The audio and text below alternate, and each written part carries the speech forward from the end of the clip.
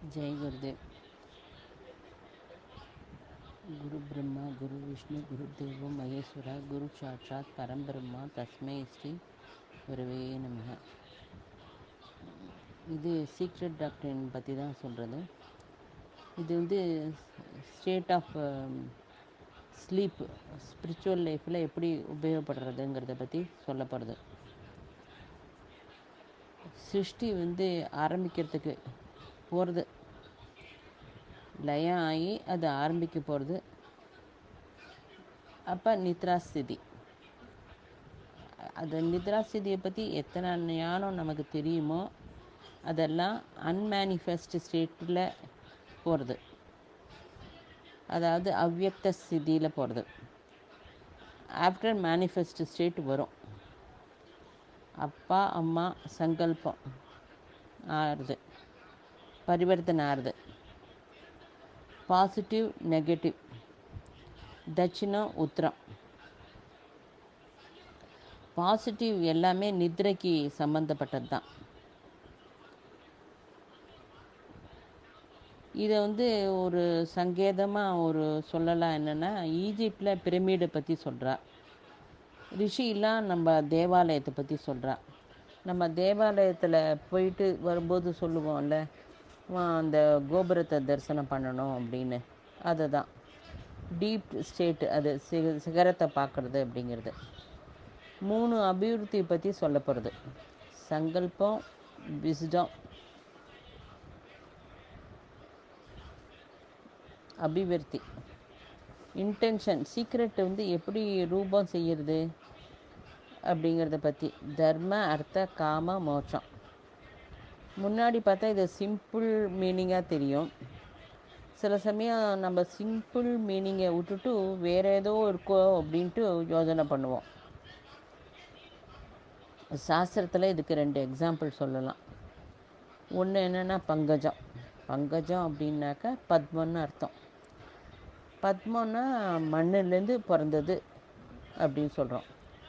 மண்ணிலேருந்து பிறந்ததற்கு பங்கஜம், மண்ணிலேருந்து வந்திருக்க பங்கஜம் அப்படின்னா அதை ஒரு மாதிரியாக நமக்கு யோசனை பண்ணுறோம். அது வந்து மண் எங்கே இருக்குது? எல்லா என்டையர் வேர்ல்டில் இருக்குது, என்டையர் சிருஷ்டியில் இருக்குது மண். அது எல்லாமே பங்கஜம்தான். 2வது அர்த்தம் என்னென்னா வேத பிரமாணம். வைதிகம் வந்து வேதத்தில் தான் இருக்குது. இது ரிஷி, மகரிஷி. அப்போ வந்து ஹிம்சை வந்து கிடையாது. அதாவது புத்தர் இதான உடனே இந்த ஹிம்சை, வேதத்தில் இருக்கிற ஹிம்சை வந்து ஹிம்சை கிடையாது அப்படின்னு சொல்கிறான். வேதத்தெல்லாம் அதை வந்து ஒரு பெரிய தப்பான இதுவாக சொல்லலை. ரிஷி யோக சாதனை ஆரம்பித்த உடனே அந்த ஹிம்சையும் அந்த பலி கொடுக்கறது அந்த இதெல்லாமும் நிறுத்திட்டான்.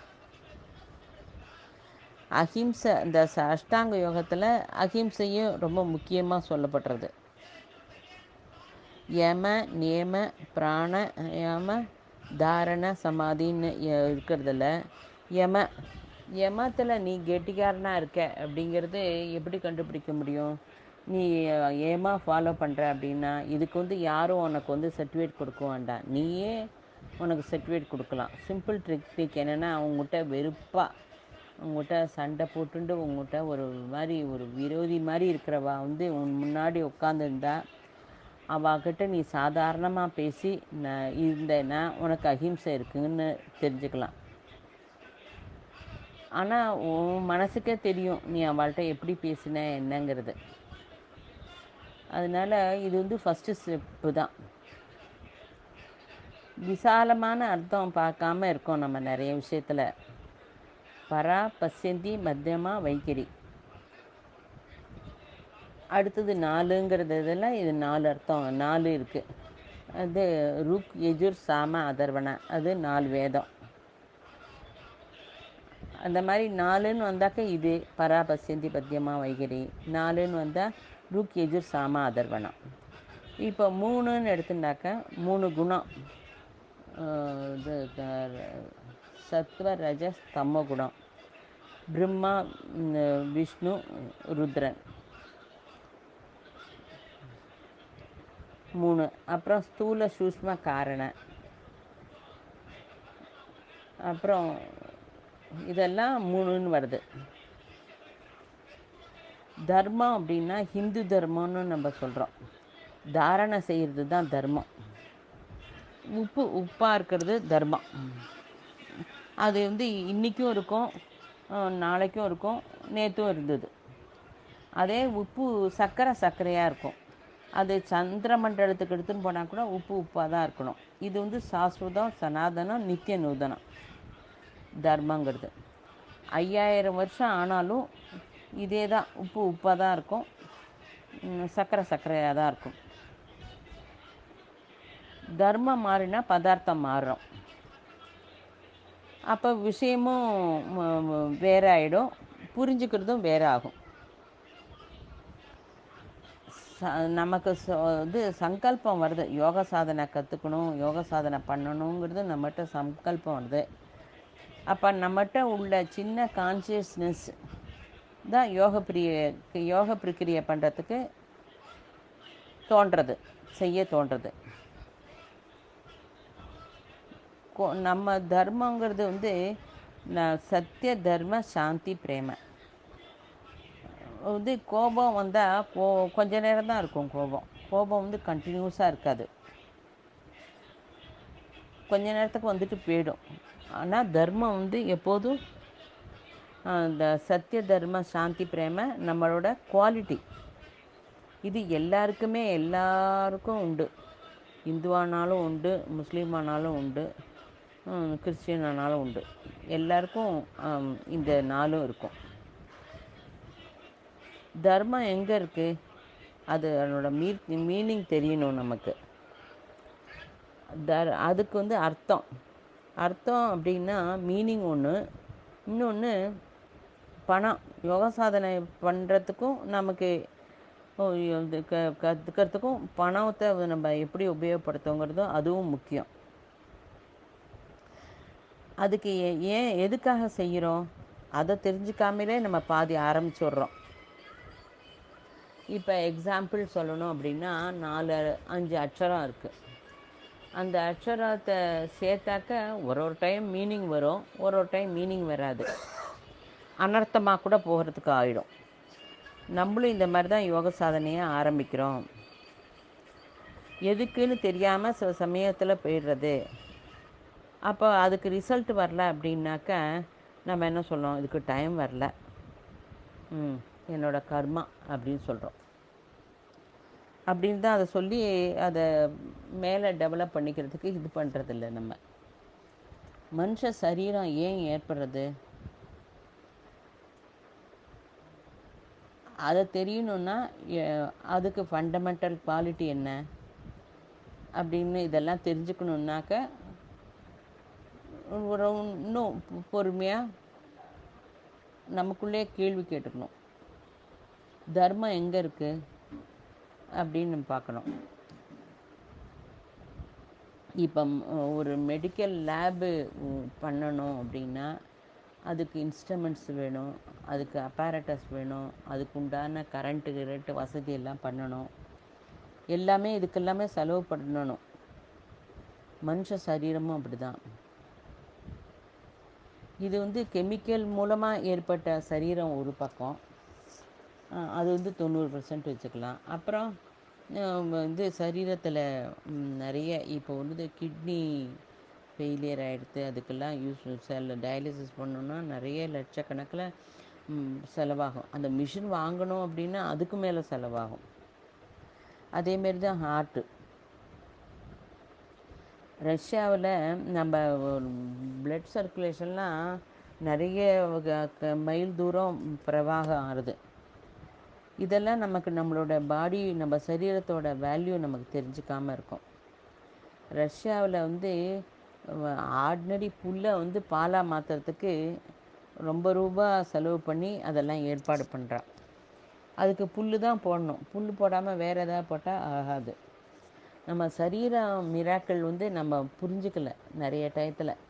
ஹார்ட்டு அந்த வேலையை கரெக்டாக செய்கிறது, கிட்னி அந்த வேலையை நன்னா செய்கிறது, இன்டெஸ்டைன் அதனோட வேலையை நன்னா செய்கிறது, தோலில் வந்து இந்த ஸ்பரிசம் அது கூலு, இது ஹார்ட்டுங்கிறத நமக்கு கண்டுபிடிக்கிறது, மூக்கு வாசனை பார்க்கறது. கிரானிக் டிசீஸ் ஏதாவது வந்தால் தான் அதனோட செலவு பண்ணும்போது தான் அந்தந்த பார்ட்டோட வேல்யூ ரொம்ப தெரியுது. இப்போ பாட்டு எழுதணும் அப்படின்னு ஒரு ஆர்வம் இருந்தால் தான் பேப்பர் கொடுத்தா பாட்டு எழுத முடியும். அந்த ஆர்வமே இல்லாமல் இருந்தாக்கா பாட்டு எழுத முடியாது. இந்த சரீரத்துக்கு பஞ்சகோஷம் ரொம்ப அர்த்தத்தோடு நம்ம உபயோகிக்கணும். கோரிக்கை என்னன்னு தெரியணும். அந்த கோரிக்கையில் ஒரு நிர்ணயம் என்ன அப்படிங்கிறது அதையும் நன்னா தெரிஞ்சுக்கணும். அந்த கோரிக்கைக்கு தகுந்த மாதிரி நம்ம கர்மா செஞ்சு அந்த கோரிக்கையை நிறைவேற்றிக்கிறோம். இப்போ உதாரணத்துக்கு சாப்பிட்ணுன்னு நினைக்கிறோம். அப்போ சாப்பிட்ணுன்னா என்ன, வந்து சமைக்கணும். சமைக்கிறதுக்கு கறிக்காய் வாங்கிட்டு வரணும், கட் பண்ணணும், அது என்ன சாப்பிட்டா உடம்புக்கு நல்லதுன்னு தெரிஞ்சுக்கணும். இதெல்லாம் இருக்குது. அதே மாதிரி தான் கோரிக்கை. இதெல்லாம் ஒன்று இது கேட்கணும் அப்படின்னா கூட, இப்போ இது சொல்கிறத கேட்கணும் அப்படின்னா அதுக்கு டயத்தை எடுத்து உட்காந்து அதை படிக்கணும், அதை கேட்கணும். அப்போ தான் அது இது பண்ண முடியும். இதுக்கு வந்து ஒரு உதாரணம் ஏதாவது ஒன்று சொன்னால் புரியும் உங்களுக்கு. ஒரு பசுவை பிடிச்சின்னு ஒருத்தன் போகிறான். பசு அவனை பிடிச்சின்னு இருக்கா, அவன் பசுவை பிடிச்சிருக்கானா? ஒருத்தன் சொன்னால் நான் தான் பிடிச்சிருக்கேன் அப்படின்னு. அப்போ அந்த கயிறை விட்டாக்கா பசு ஓடி போயிடுது. இன்னொரு கதை கூட சொல்கிறேன், புரியும். ஒரு குருகிட்ட ஒரு 4-5 சிஷ்யா போகிறா. அந்த குருகிட்டனும் அவர் டெஸ்ட் பண்ணி தான் எல்லாரையும் எடுத்துக்கிறார். அப்போ அவர் டெஸ்ட் பண்ணாக்கா கொஞ்சம் பேர் தான், ஒருத்தர் தான் செலக்ட் ஆனா. இன்னும் கொஞ்சம் டெஸ்ட் பண்ணலாம் அப்படிங்கிறதுக்காக மறுபடியும் இன்னும் கொஞ்சம் நல்ல டெஸ்ட் வைக்கணுன்ட்டு அந்த குரு நினைக்கிறார். அப்போ எல்லாத்தையும் கேட்குறாரு, நீங்களாம் சாப்பிடல அப்படின்னு. இல்லை, நாங்களாம் இன்னும் சாப்பிடல அப்படின்னு. அப்படியா, சரி சாப்பிடுங்கோ அப்படின்னு சொல்லிவிட்டு அவர் சொன்னார், நீங்கள் சாப்பிட்டுட்டு வாங்கோ, யாரும் பார்க்காம நீங்கள் சாப்பிட்டுட்டு வாங்கோ அப்படின்னு. இது சத்தியோகத்தில் நிஜமாக நடந்தது. அப்போ ஈஸ்வர் எல்லா இடத்துலையும் நிறைஞ்சி இருக்கார், சர்வவியாபி அப்படின்னா. அப்போ போன 5 பேரில் இன்னொரு ஒருத்தர் இது வரைக்கும் வரல, கலியுகம் வந்து எடுத்து. தர்மத்தை பிடிச்சிக்கோ, குருவை பிடிச்சிக்கோ. ஆத்ம வித்யைக்கு குரு ரொம்பவே முக்கியம். அர்ஜுனன் துரியோதனன் நாலேஜ் வந்து நம்ம எக்ஸாம்பிளாக சொல்லலாம். துரியோதனனுக்கு எல்லா தர்மமும் தெரியும். ஆனால் அவன் சொல்லுவான், எனக்கு தர்மம் செய்யணும்னு தோணலை அப்படின்பான். லாவோஸ்னு ஒருத்தர் வந்து ஒரு இவர் இருக்கார், அவர் ஒரு ஸ்டோரி சொல்லுவார். அவர் வந்து 6000 புக்கு எழுதியிருக்கான்னு சொல்லுவாள். அவர் வந்து ஒரு காஞ்ச இலை மேலேருந்து கீழே விழுது, அதே பார்த்துட்டு இருக்கார். அவர் ஒரு புக்கை வச்சு தலைக்கு கீழே வச்சுன்னு படுத்துகிட்டே இருப்பார் எப்போதும். அப்போ சிஷ்யனுக்கெல்லாம் ஒரே இது வரும், இந்த புக்கை நம்ம எடுத்து பார்க்கணும், இதில் என்ன எழுதியிருக்குன்னு பார்க்கணும் அப்படின்னு. அப்போ அந்த குரு வந்து லாஸ்ட்டு ஸ்டேஜில் சொல்கிறார், இந்த புக்கு இதில் உங்களுக்கு படித்தெல்லாம் எல்லா டவுட்டும் கிளியர் ஆகிடும் அப்படின்னு சொல்கிறார். எல்லாத்துக்கும் இதில் ஆன்சர் இருக்குது அப்படின்னு சொல்கிறார். இந்த புக்கை படிச்சுட்டேன்னா உங்கள் மனசில் சந்தேகமே இருக்காது அப்படின்னு. அதாவது சீக்ரெட் டாக்டரினில் 45 பேஜ் வரைக்கும் மனுஷனோட நிர்மாணத்தை பற்றி தான் சொல்கிறது. இப்போ என்ன சொல்கிறா, சில பேர் சீக்ரெட் டாக்டரின்னு அவர் எழுதினாரா எழுதலையா அப்படின்னு ஒரு டவுட்டை வேற கிளப்பி விட்றா. சீக்ரெட் டாக்டரின் வந்து ஃப்ரீடம் டிசைட் பண்ணிக்கோ அப்படின்னு சொல்கிறது. டிசைரை நீ டிசைட் பண்ணிக்கோ அப்படின்னு. இந்த ஆங்கிளில் நீங்கள் பகவத்கீதை படித்தா நன்னா புரியும். இதை வந்து ஆத்தியாத்மிகத்தில் ஸ்பிரிச்சுவலில் நம்ம எப்படி உபயோகப்படுத்துகிறோங்கிறது இருக்குது. இதை வந்து சயின்டிஸ்ட்லாம் நல்லா கேட்ச் பண்ணிட்டா. நம்ம வந்து குருகிட்ட போய் கேட்கும்போது கேர்ஃபுல்லாக அவர் குரு என்ன சொல்கிறார் அப்படிங்கிறத நம்ம கேட்குறதில்ல. நம்ம என்ன வேணுங்கிறத கேட்டுகிட்டே இருப்போம். அப்போ குருகிட்ட கேட்கும்போது கொஞ்சம் ஜாக்கிரதையாக கேட்குறத புரிஞ்சுக்கணும். குரு சொல்கிறத நம்ம புரிஞ்சுக்கணும். குருக்கு தெரியும் இந்த சிஷ்யனுக்கு என்ன கொடுத்தா இவனுக்கு போகும், இவனுக்கு இதுக்கு மேலே டெவலப் ஆவான் அப்படின்னு குருக்கு தெரியும். நமக்கு தெரியாது. நமக்கு என்ன வேணும்னு நமக்கு தெரியாது. ஆனால் குருக்கு தெரியும். குருவுக்கு தெரியுங்கும்போது நீ ஃபுல்லாக சமர்ப்பணம் பண்ணிட்டா குருவே சொல்லுவார் உனக்கு. எல்லாரோட குரு லைஃப் ஹிஸ்ட்ரியும் இதை தான் சொல்கிறதுக்கு. நாங்கள் ஏதோ தரத்துக்காக தான் வந்தோம், ஆனால் யாரும் அதை கேட்குறதில்ல. சரி, அது சத்யசாய் பாபா கிட்ட போய் நாக்கு மோட்சம் காவாலி அப்படிங்கிறா. அப்போ பாபா சொல்கிறார், முதல்ல இருக்கிறதையும் அந்த கடைசியில் இருக்கிறதையும் எடுத்துடு, அப்போ மோட்சம் கேளு அப்படின்னு சொல்கிறார். நம்ம உடம்புல இருக்கிற பஞ்சகோஷம், ஷட்சக்கரம், 3 கிரந்தம் ஏன் ஏற்பட்டது எது அப்படின்னு பற்றி தான் சீக்ரெட் டாக்டரின் விதவிதமாக நமக்கு எக்ஸ்பிளைன் பண்ணுறா. மெஹர் பாபாவும் இது தான் சொல்கிறா. நம்ம உடம்புல 5 கோஷ தர்மம் இருக்குது. இது பிரம்ம பிராணமய கோஷம், இது ஆனந்தமய கோஷம், விஞ்ஞானமய கோஷம், தியானமய கோஷம், இந்த மாதிரி 5 கோஷம் இருக்குது. இதை தெரிஞ்சுக்கோ. இந்த கோரிக்கை அந்த தெரிஞ்சுட்டா பஞ்சீகரணம், அதை தெரிஞ்சுக்கலைன்னா சுஷ்மீகரணம் அப்படிங்கிற. தயானந்த சரஸ்வதிகிட்ட மேக்ஸ் முல்லருங்கிறவர் வந்து கேட்குறார், இந்த புக்கு எல்லாம் இன்னும் டீட்டெயில்டாக இருக்கிறதெல்லாம் இருக்கா என்ன அப்படின்னு.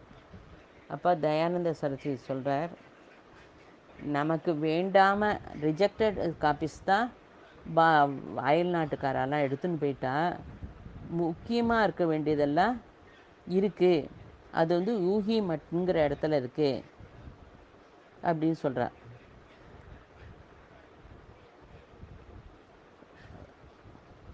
இது வந்து ஹிமாலயன் கேவில் ஊகி மட்னுங்கிற ஒரு இடத்துல இருக்குது. இது வந்து காற்றுல பறக்காது, வந்து நெருப்பில் எரிக்க முடியாது, ஜலத்துலேயும் மூழ்காது. அந்த மாதிரி ஒரு ஓலைச்சுவட்டில் எழுதி வச்சுருக்கு. அது வந்து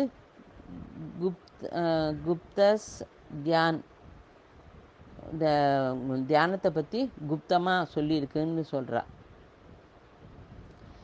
இப்போ வந்து குட் ஸ்லீப்பில் இருக்கா, நல்ல ஸ்லீப்பு, இது ரொம்ப ஆழ்ந்த தூக்கம். அவள் வந்து 7 காலத்துலேயும் தூங்குறா. பேரண்ட்ஸு அவளுக்கு காலமும் அங்கே இல்லாமல் இருக்குது. காலமும் தூங்கிறது 2வது. 3வது நேதி இது இல்லை இது இல்லை அப்படின்னு சொல்கிறது. இப்போ சேதனத்துவத்தை நம்ம பிடிச்சிக்கணும் நித்ரா ஸ்திதியில். அப்போ யூனிவர்சல் மைண்டு வந்து நோ, ஹா, ஹி, மனுஷி இல்லை அப்படின்னு சொல்கிறது. அதாவது ஹா ஹி அப்படின்னா சுவாசம், உள்ளே போகிற சுவாசம், வெளியில் வர சுவாசம், இன் அவுட், இதை தான் பிடிச்சிக்கணும். பிரெத்தை கவனிக்கணும். உள்ளே போகிறது சுவாசம், உள்ளே போகிறது சுவாசம், வெளியில் வருது. இதை ரொம்ப பண்ணி தான் அதை சொல்லியிருக்கா. அதாவது ரமணருக்கு கேன்சர் ஆப்ரேஷன் பண்ணான். அப்போ ஆப்ரேஷன் பண்ணும்போது அவருக்கு மயக்கம் தரத்துக்கு மருந்து இன்ஜெக்ஷன் கொடுக்காம அவர் அப்படியே தான் இருந்தார். ஆப்ரேஷன் பண்ணான். அதாவது இது புத்தர் போன உடனே அனபான சதி யோகத்தை அவர் நமக்கு சொல்லி கொடுத்தார். அதாவது ஜாக்கிரத ஸ்திதி நித்ரா ஸ்திதிக்கு உள்ள டிஃப்ரென்ஸு எல்லாம் சுவாசம் மீது தான் டிபெண்ட் ஆகிருக்கு. இப்போ மனுஷன் ஒரு நிமிஷத்துக்கு 15 சுவாசம் எடுத்துக்கிறா, 15 16. இந்த 15 16 எவ்வளோக்கு எவ்வளோ குறைச்சி நிதானமாக ஆழ்ந்து டீப் ப்ரீத் பண்ணுறோமோ அப்போ நம்மளோட லைஃபு நிறைய நாள் இருக்க முடியும். ஒரு நாளைக்கு 21,600 பிரெத் எடுத்துக்கிறோம். சுவாசம்தான் மனசாக மாறுறது, அதே காலமாக மாறுறது, அதே வாக்காக மாறுறது. இதை ஜியாலிசிஸ்ட் எல்லாம் பிடிச்சிட்டா. இது சங்கல்பம், விஸ்டம், ஆக்ஷன் இதை பற்றி தான் சொல்கிறது. இது it is possible to catch.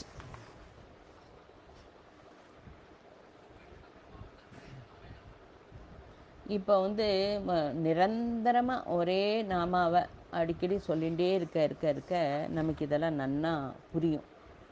ஏதோ ஒரு நாமம், உனக்கு என்ன நாமம் எடுத்துக்கிறியோ அந்த நாமத்தை நிரந்தரமாக மனசில் ஸ்மரணை பண்ணிகிட்டே இரு. உனக்கு இனிமேல் வர இந்த சீக்ரெட் டாக்டர்லாம் நன்னாவே புரியறதுக்கு இருக்கும்.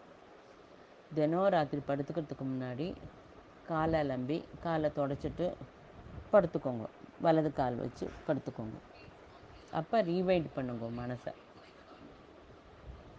ரீவைண்டுன்னா முதல்ல காலை அலம்பினேன், அதுக்கு முன்னாடி வாசக்கதவை பூட்டினேன், அப்புறம் டிவியை ஆஃப் பண்ணேன், அப்புறம் கேஸ் ஆஃப் பண்ணியிருக்கா பார்த்தேன், அப்புறம் இந்த தோட்டத்து கதவு எல்லாம் மூடி இருக்கா, எல்லா இடத்துலையும் லைட் ஆஃப் பண்ணியிருக்கா, ஃபேன் அனாவசியமாக சுற்றுறதா அந்த இடத்துல ஆஃப் பண்ணியிருக்கான்னு பார்த்தேன். அப்புறம் சீக்ரெட் டாக்டரின் கூட கேட்டேன். சீக்ரெட் டாக்டரினை கேட்டேன், எப்படி புத்தர் இந்த மாதிரி சொன்னார், ரமணர் இந்த மாதிரி சொன்னார், அதெல்லாம் கேட்டேன். அதுக்கப்புறம் சாயந்தரம் வெளியில் வாக்கிங் போயிட்டு வந்தேன். வாக்கிங் போகும்போது என் ஃப்ரெண்டை பார்த்தேன். அவன்கிட்ட பொதுவாக இப்படி பேசியிருந்தேன். அதுக்கு முன்னாடி ஏதோ கடைக்காரன் ஏதோ சாமான் கொடுத்தான். அப்படியும் சொல்லிட்டு வரும்போது எங்கேயாவது என்னமாவது கொஞ்சம் நீ நேரத்தை ஜாஸ்தி செலவு பண்ணியா, இல்லது அனாவசியமாக யார்கிட்டையானு டயத்தை வேஸ்ட் பண்ணிட்டு பேசினியா, எல்லாமே தெரிஞ்சிடும். அப்பயே அந்த க்ஷணமே சரி நாளைக்கு இந்த மாதிரி பண்ணக்கூடாது, அப்புறம் நான் இன்னைக்கு இந்த மாதிரி பண்ணிட்டேன் அப்படின்ட்டு அப்பயே சொல்லிட்டா அந்த கர்மா கூட குறைஞ்சி போயிடும். இப்படி சொல்லி காத்தால் பெட்டை விட்டு எழுந்திருக்கிற டயத்துக்கு வரைக்கும் வந்துடுவேன். ப்ளேபேக், இதை தான் ப்ளேபேக்னு சொல்லுவாள். இது ப்ரீவியஸ் நைட்டு கூட வந்துடலாம். It is possible. நீ 6 மாதம் விடாமல் இதை பண்ணினா ரொம்ப மாறுதல் உனக்கே தெரியும். சுவாசம் அப்சர்வ் சுவாசம்.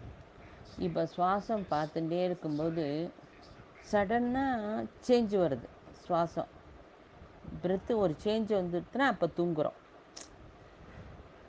இது அப்சர்வ் பிரெத் சொல்லியிருக்கா. அப்சர்வ் பிரெத்துன்னு பார்த்துட்டே இருக்கும்போது சடனாக இப்படி ஒரு ஜெர்க்கு வரும்போது தூக்கம் வந்துடுறது. அந்த அந்த டயத்தை பிடிச்சிக்கோ அப்படின்னு நிஜமாக. அதாவது இப்போ சாயிற நாற்காலியில் படுத்துட்டு இருக்கிறவா டக்குன்னு கீழே விழா மாதிரி இருப்பா பாருங்க, அந்த ஸ்டேஜ். இதை நிஜமாக செத்து போனவா கூட அந்த செத்து போன டயத்தில் செத்து போனவே பழைச்சவா சில பேர் இருக்காங்க. அவள் சொல்கிறா, செத்து போகும்போது இந்த லைஃப்பில் அவள் பண்ணதெல்லாம் நினைவுக்கு வருது அப்படின்னு சொல்கிறா. அதனால் இன்னிலேருந்து நம்ம டெய்லி இதை முயற்சி பண்ணி பார்க்கணும். டெய்லி இந்த ரீவைண்ட் பண்ணி பார்த்து அனபான சதி யோகம்னு புத்தர் சொல்லி கொடுத்துருக்கார். இதை ஃபாலோ பண்ணலாம். இதை நம்ம கவனிக்க நமக்கு நிறைய விஷயம் புரியும். மார்ச்சுவாரியிலேருந்து ஒரு பேஷண்ட்டு எடுத்துகிட்டு போகிறா. அது அந்த சவம் சொல்கிறது, ஐயோ நான் செத்து போகல, நான் பொழைச்சி தான் இருக்கேன் அப்படின்னு. டாக்டர் கூட உனக்கு ரொம்ப நன்னா தெரியுமா அப்படின்னு அந்த எடுத்துன்னு போகிற நர்ஸு கேட்குறா.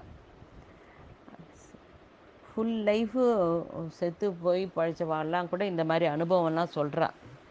கிரிப்பு கிடைக்கிறது நமக்கு. அதனால் டெய்லி நைட்டு இந்த இதை ரீவைண்டு பண்ணி இதை பாரு, இதை கீழே ஃபுல்லாக கார்த்தால வரைக்கும் ட்ரை பண்ணு. இன்னிலேருந்து ட்ரை பண்ணால் 6 மாதத்தில் நீங்கள் அச்சீவ் பண்ண முடியும் கண்டிப்பாக.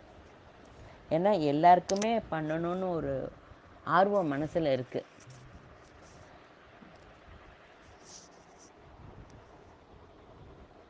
நீ இதை பண்ணிகிட்டே போனாக்கா யூ என்டர் ப்ரீவியஸ் நைட்டு கூட போக முடியும் அப்படிங்கிறா.